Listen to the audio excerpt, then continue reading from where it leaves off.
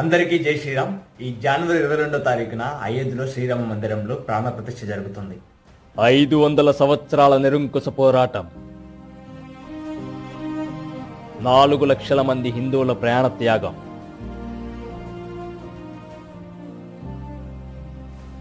కోట్లాది మంది హిందువుల గర్వం,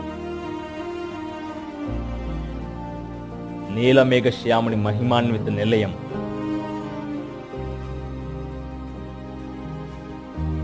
అయోధ్య రామ మందిరం.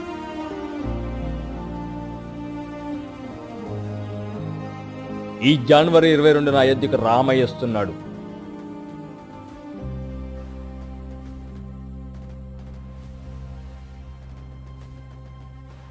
నేను వెళుతున్నాను.